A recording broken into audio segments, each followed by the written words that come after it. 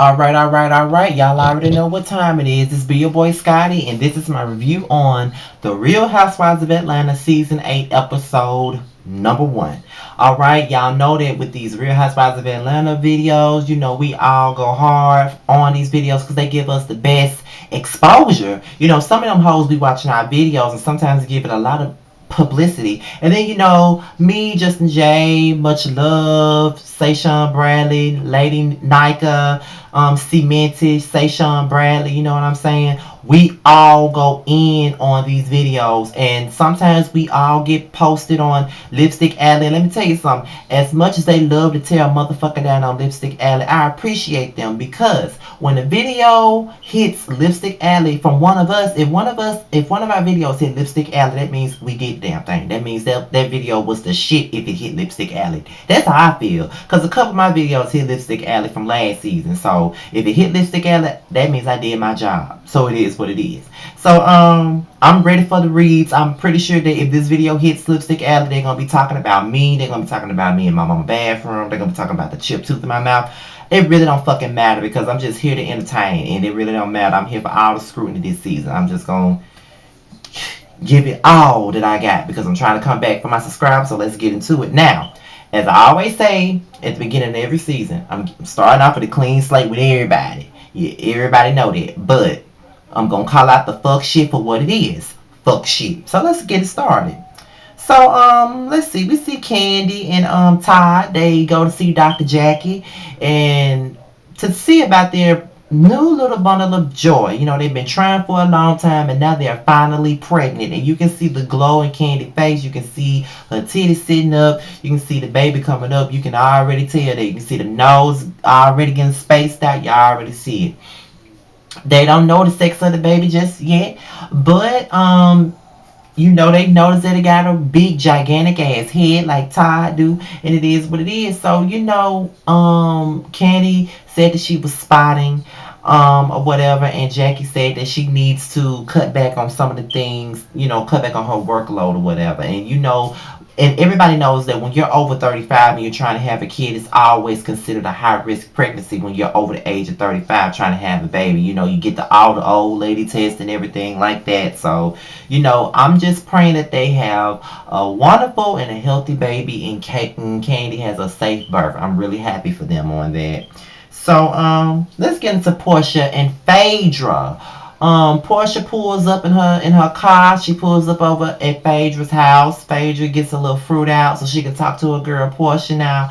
Last season, Nene was Phaedra's rock, but now she say that Portia was a rock. Okay. So Portia comes in and they discuss everything with Apollo. She says, she's taking it one day at a time.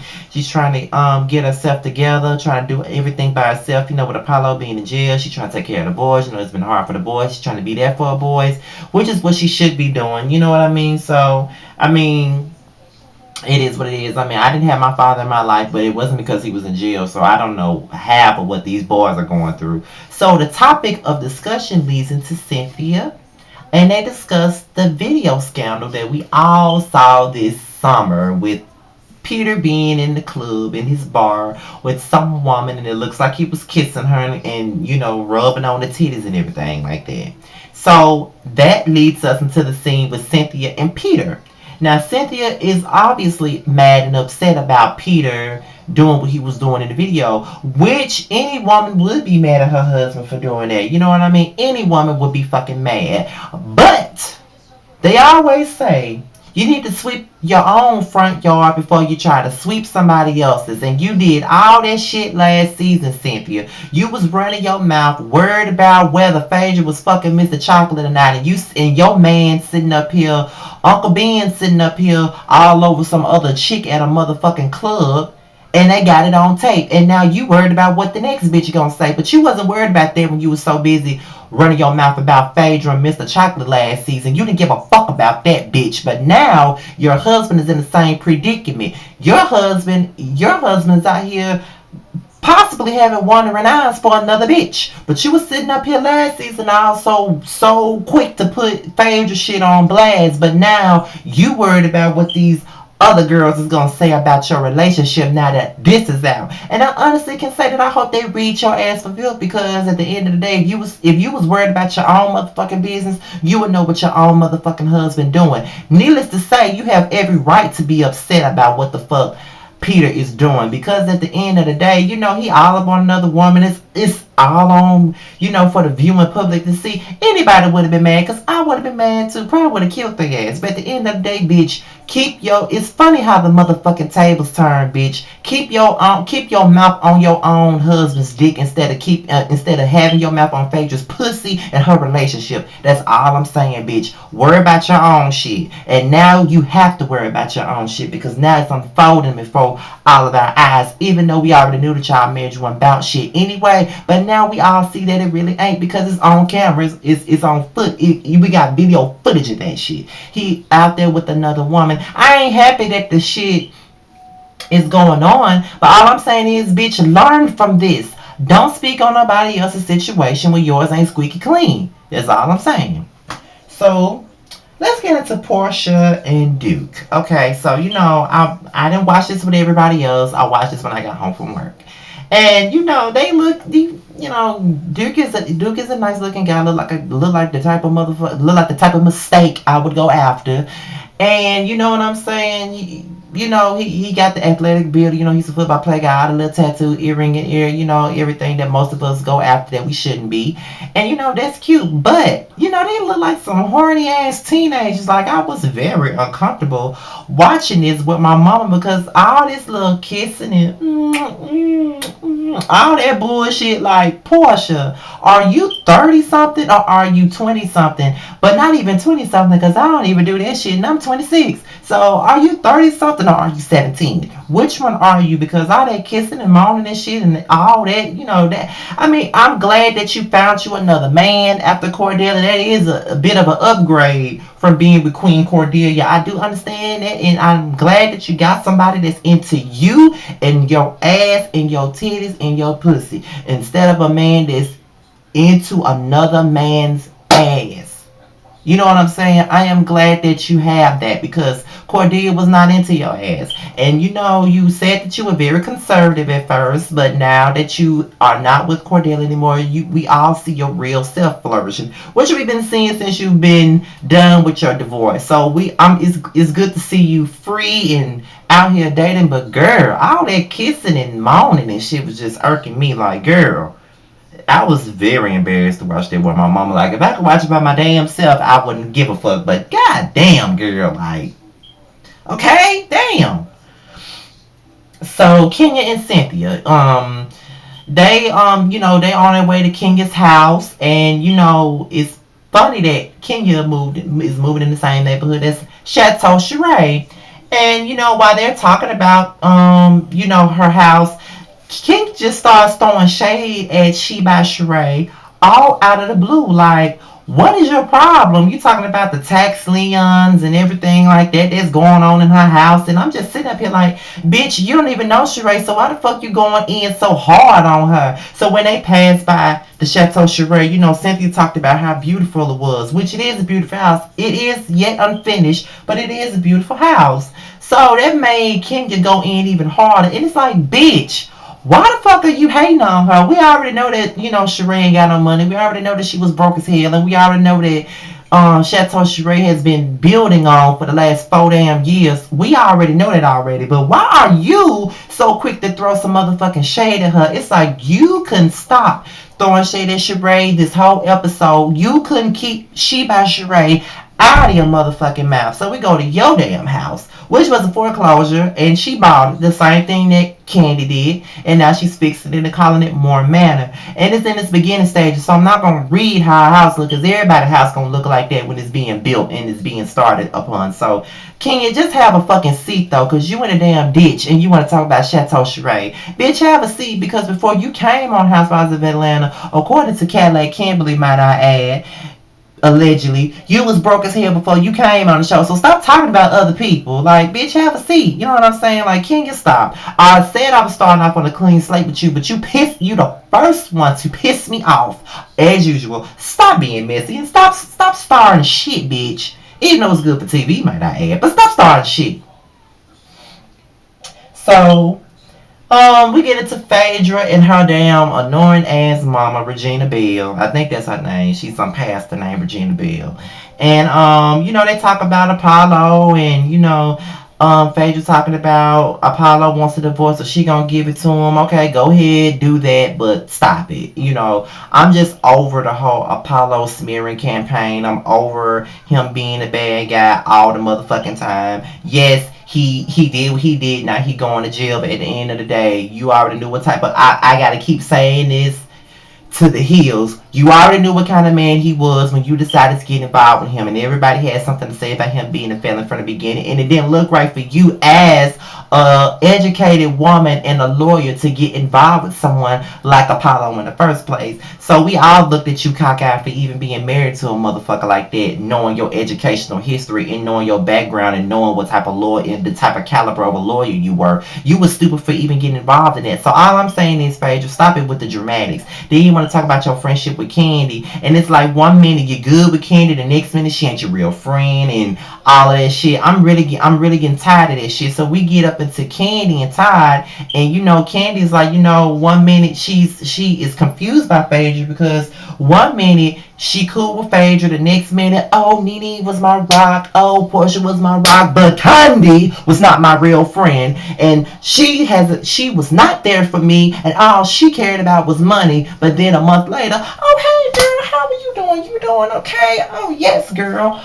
Phaedra, stop it with the hot and cold shit. Either you down with Candy or you not. Either Candy was your friend or she was not. Either she was your rock or she wasn't. Make up your motherfucking mind, because if it was me, I ain't got time to make no decision on whether you gonna be my friend or not. Bitch, you either gonna be my friend or you not gonna be my friend. You ain't got to keep me on my toes about a situation like that. Just let me know, bitch. I don't want to be your friend, and I would like to say, bitch, okay, we ain't friends. Let me know. You ain't got to confuse me.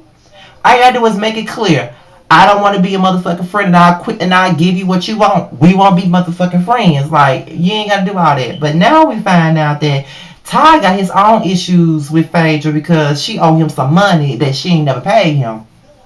But he wants Candy to talk to Phaedra. Me personally, like, I feel like Candy really shouldn't be talking to Phaedra about your own money issues, but I'm guessing he don't want to be getting up in bitch shit. But I do feel like, if Phaedra's sitting up here doing Ty like that, not, taking, having him work with her, and then she don't pay him the money that she owes him, and then she right here talking all this bull crap about Candy not being her friend, but then turning around and being up in the face like everything cool, then she could do that to any motherfucking body. So Portia, watch your back. Watch your motherfucking back, because I wouldn't trust Phaedra as far as I could throw her ass, and I don't think my weak ass could throw it too far in a damn way. So that's all I'm saying. So Cynthia and Mallory comes on, and Mallory and Cynthia discuss Cynthia's attraction to Peter. Now, Mallory asks if she's attracted to Peter, and Cynthia says she's not. When his clothes are off, she's not attracted to Peter. Who would be?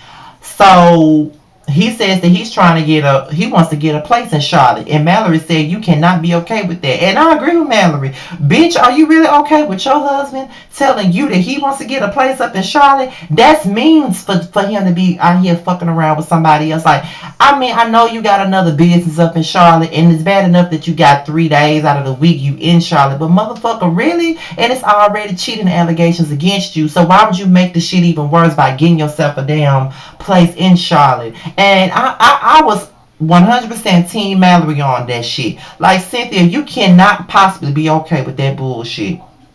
Because I wouldn't be. That's some bullshit. So we're going to get into the eyewear launch thing. And, Marlo tells Kenya, well, first of all, let's just say that it was nice to see Kenya being cordial with Phaedra and Portia. It was pretty good to see them all being cordial with each other. After all these seasons of them being in two with this bitch, I'm glad that, everything is, I guess, warm. Not hot, not lukewarm, not cool, but lukewarm. Like, it's in between, they okay, but they not okay. They okay, but they, I don't like that bitch, but I be cordial. That's what it is. So Marlo comes, and, Kenya said, Marlo brings up the fact that she moved, that she heard about Kenya moving into a new neighborhood, and Kenya said that, she's in the same neighborhood as Sheree. Marlo says, is it Chateau Sheree? She said, yes.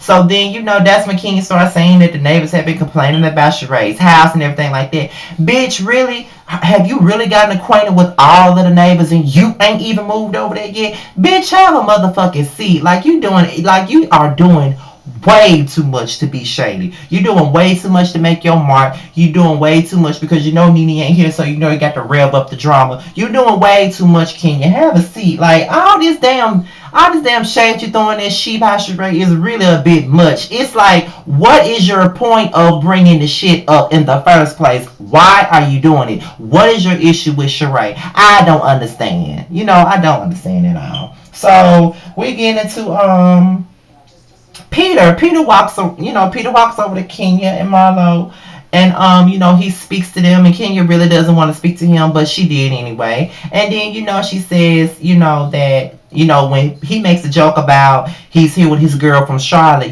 Kenya don't like the fact that he made that comment. I wouldn't like the fact that he made that comment either. I mean, I was with Kenya on that. I mean, that's my friend and there's already cheating allegations against you. Why the fuck would you sit up there and make a damn comment like that anyway? And people already thinking you fucking around. You know what I mean? Like, why would you even do that? So then, they get into this tongue tussle. They get mad. Peter gets all up in his face, all up in Kenya's face. And Peter got this damn habit of getting all up in a woman's face and, talking all aggressive and shit. Like, what the fuck? That's why I keep saying I really believe that sometimes I believe that. I'm going to say sometimes because I don't want nobody to be thinking I'm just throwing voodoo on Cynthia and her bullshit ass marriage. But I do believe that sometimes people be walking up on Cynthia beating her damn ass just by his demeanor and the way he walks up on females when he be talking to them. I just don't understand why he does that. You know what I mean? Like, he's straight up, he gives me woman beater tease all the way. Like the way he walked up on Kenya and started cussing her the fuck out and talking to her like he was talking to Apollo or somebody like that. Like, dude, calm the fuck down. Like, really? Like, just like Kenya said, if you ain't did no wrong, then why the fuck are you upset about it if you didn't do nothing wrong? At the end of the day, she is defending her friend. And even though I felt like she did too much, but Kenya always does the most. Like, she is always extra. But I understand her position. That's her friend at the end of the day. So, but you barking like a dog, running up on her like the Rockwilder you look like, stop it, Peter, please. So, Mallory comes over to all the girls and she spills the tea about the conversation that she had with Cynthia. And I'm looking at Portia and Phaedra and they just sipping their drink, listening and taking it all in. And I must say that Mallory, you made the wrong damn decision by sharing it with all them girls. Cause just like Kenya said, half of these helpers, you should not be sharing shit about Cynthia's marriage with half of them helpers, and you shouldn't be. Phaedra, Portia, you should not be sharing it with neither one of them because you saw how they were sipping on their drink, just guzzling up the tea. They really was, because they don't give a fuck about Cynthia's marriage. When you say, I really do think that y'all care about Cynthia's marriage. Mallory, what show have you been watching? These bitches don't care about Cynthia's marriage. Mainly Portia and Phaedra. They really don't care about her damn marriage. So why the fuck would you even bring that to them? Like, you asking for your sister to get red. You really are by sharing it with two people that really don't like Cynthia, but they just there because they're obligated by contract to be there. Let's just keep it 100. So Sheba Sheree comes in. And I must say that I'm happy to see her. I'm glad that she's back. I've been wanting her to come back for the longest time. She comes over. She gets reacquainted with Marlo. She gets reacquainted with Candy. She gets reacquainted with Phaedra and Cynthia. She's there to support Cynthia. So, it's pretty clear. Marlo says that, you and Kenya are neighbors now, and Kenya said that she met Sheree with Lawrence like a few years ago, like a few years ago, and then she starts bringing up the situation about the neighbors saying that the house wasn't finished and that it's an eyesore in the neighborhood, and Sheree is taken aback by that because, bitch, you don't even know me, and you talking about my house, and you talking about the tax liens, and how it's the city's problem, and everything like that. And it's like Kenya had been waiting to throw shade the whole damn episode. It's like she said that she might have to come to my house to borrow sugar. She might have to come over there for a check to pay her light bill. Like, it's like you was waiting for an argument, like you were waiting to stir up the drama just so you can have some dominance on the motherfucking show or whatever. Like, it's like you was doing the motherfucking most, talking about how long it takes to build a house, and just like Sheree said,